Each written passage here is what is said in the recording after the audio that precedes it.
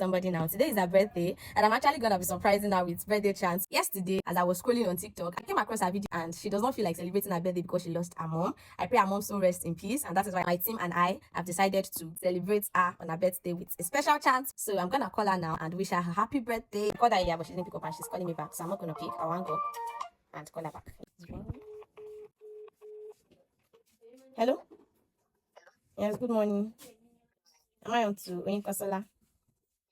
Happy birthday. Àdùkẹ́ ò ń bẹ nílé ní àbọ̀ òròde.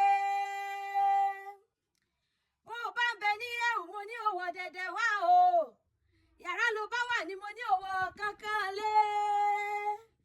Èmi Ire'ology ló ń kí ọ kú ọjọ́ bí o. Ó kú ọjọ́ bí. Ẹ̀mí rẹ̀ á ṣọ̀pọ̀ ọdún láyé o. Ọmọ tó lámọ̀ rí ìwọ náà ni mo ń ké sí lọ́wọ́. Oyin Kọ́sọ́lá mo ní o máa gbóhùn ẹnu mi. Èmi Ire'ology mo ń pè ọ́ bí ológun ẹrú. Mo ń pè ọ́ bí ológun kẹ́kẹ́ torí ọjọ́ bí rẹ ni. Pọ́jọ́ òní ṣojú ẹ̀mí rẹ. Ọpẹ́ pàtàkì ni f'Olódùmarè ọba. Ó kú oríire. Ń bíbí pé ègún bá délé ayé àmọ́ máwọ̀ tuntun wọn ni. Lọ́nà Olódùmarè. Ìgbà tún kó wọnú ayé rẹ. Mo ló ti ṣọdún èyí kò wá níjà ṣe mọ fún ọ. Bí Ìbàdàn ṣá nílé àwọn bàbá tó bí ọlọ́mọ. Àdùkẹ́ mo ní o gbéra ńlẹ̀ kó dìde. Ìwọ lọmọ Ìbàdàn nílé Olúyọ̀lé. Mo rí bá lọ́dọ̀ àwọn bàbá rẹ̀ ọmọ àjòrò sùn o. Ǹlẹ́ o máa jẹ̀gbí o. Ìwọ lọ máa jẹ̀gbí jẹ ara wọn máa fi ìkara wọn fọ́rí mu. Ọmọ òkè kan tí ń bẹ nígbàkun òpópó lé. Àdùkẹ́ ìwọ lọmọ wọn nílùú Ìbàdàn. Ń bí Ìbàdàn nílùú Òjó. Ìlú Ògúnmọ́lá olódòpó kẹrìírí lójú ogun ni ọmọ owó ṣòkòtò kẹ̀ǹbẹ̀rẹ̀ bí ìjà. Ìbàdàn nílùú Bíkúnlé.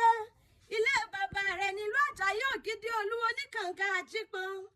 Àdùkẹ́ dákúnjógún rọra sí mi. Torí wọ́n ti ní togun là ń kó Ìbàdàn. Ọmọ agbásásá ogun mọ̀mọ́ sá. Ìwọ lọ máa gbọ́ yàyà ogun mọ́ sí ìyà. Ìbàdàn ọmọ àfòtọ́rọ́ sóhun ẹbọ. Ń bí Ìbàdàn ní ìṣẹ̀lẹ̀ bàbá rẹ̀ mọ́lógún ọjà rí kọ́kọ́ wọn lé àwọn bàbá tó bí ọlọ́mọ o. Ó kú oríire òní. Ìgbádùn ọdún kan ni ìgbóṣù oṣù kan ni. Mo ní kó o pẹ́ bí mo pẹ́ tí ń pẹ́ lé ayé.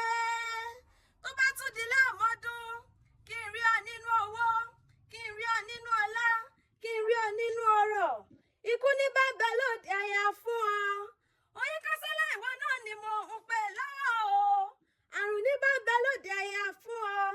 Ìbànújẹ́ ní bàbá lòdì àyà fún ọ. Mo ní kíkú rí ọkọ yékété.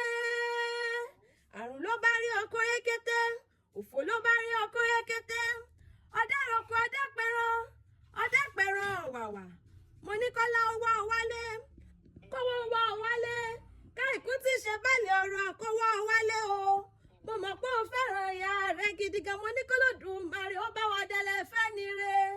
Àṣeyí ṣàmọ́dún o.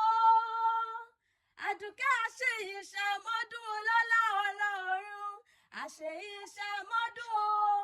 Bá ṣọdúnmọ́dún ní kú ṣàwọ̀ aṣọdúnmọ́dún lé ayé. Aṣoṣùmọ́ṣù ní ṣàwọ̀ aṣoṣùmọ́ṣù. Lọ́nà Olódùmarè. Ìgbádùn ọdún kan ni ìgbóṣù oṣù kan ni.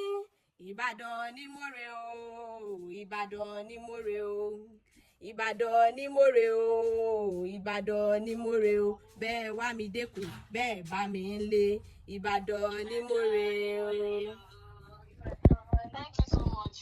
Thank you. I really appreciate it. You're welcome. Have a lovely day. Bye-bye. Bye-bye. Thank you so much.